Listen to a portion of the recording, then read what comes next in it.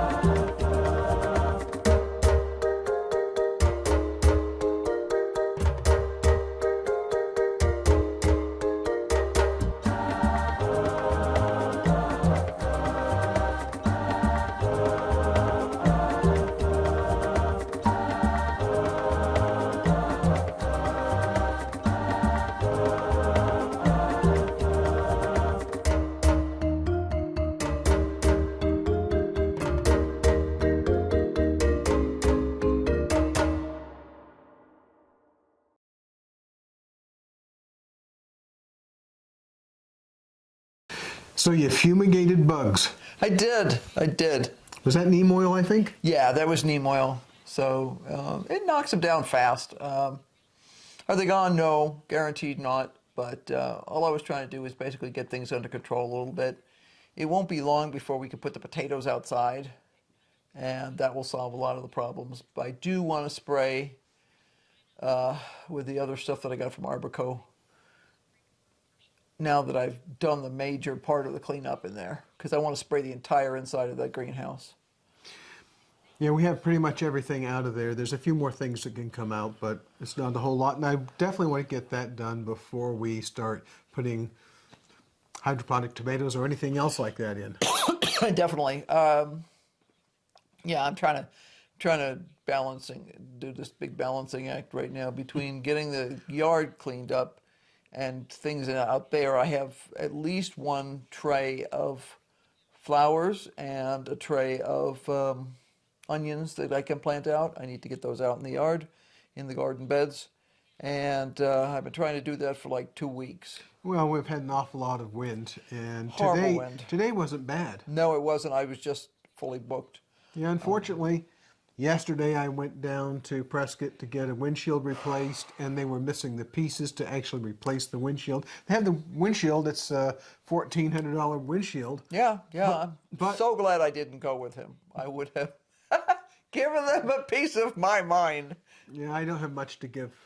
Who the heck does that? You know you can't change it out, or you think you can't change it out, but you don't tell somebody you're missing a part. They get down there and they find out that they've just driven an hour and however much. 2 hours, actually. Yeah, because it was clogged up yesterday.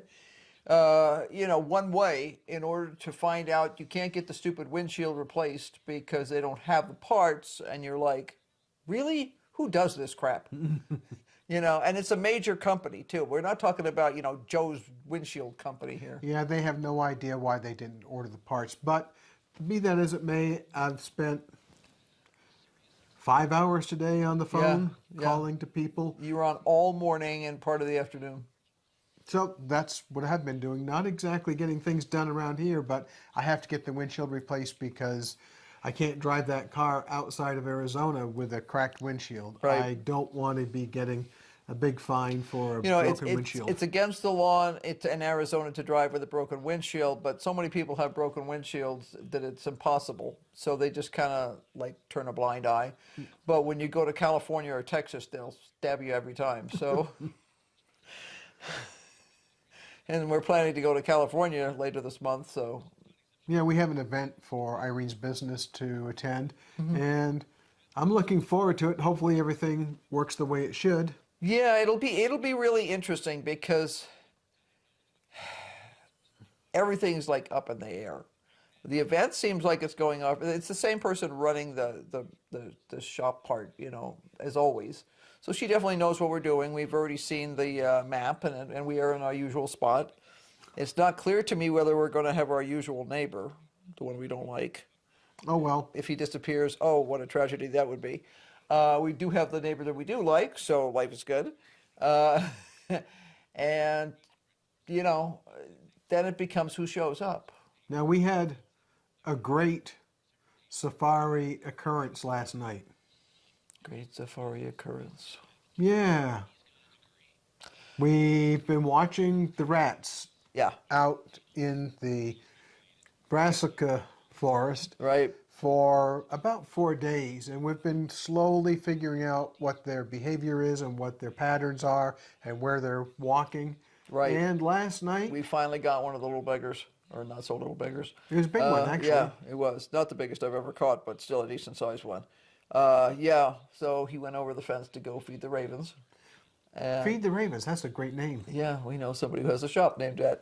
Anyway, but yeah, it was a delight to finally get one of the guys because, man, they've been just stripped off those leaves on the plants. Now, the interesting thing is they didn't eat the broccoli. They just stripped off the broccoli leaves. Now, I'm not complaining. I got a really nice harvest of broccoli yesterday, but it's just really frustrating. Usually, once I know I have a problem, I know exactly how to catch them. And these guys were just They're smart. Well, and they were focused. You could actually watch them go over and sniff the trap, and they'd go, "Oh, it's just an apple. I don't want that. I want these broccoli leaves instead." Now, I prefer apples to broccoli leaves, even though I do like broccoli. We put apple and peanut butter on the trip mechanism, and they didn't go after that either. But that's okay because we found a way to get rid of at least one of them. Now we have at least one more to go. Right. And hopefully we'll get them tonight. Soon. Or tomorrow Yeah, night. we actually watched the patterns of where they run, and I've been strategically placing the traps every night. And usually just the smell of fresh cut apple is enough to draw them in. Yeah, not these Not rats. these guys. They were more interested in the broccoli. It was really weird. So I hope that's not a sign of how weird this year is going to be. It sure looks like it is. Hey, you know, we got one more thing done today. Yes, we did. We finally got our sign up, which is great, because I've been trying to get that done since like January.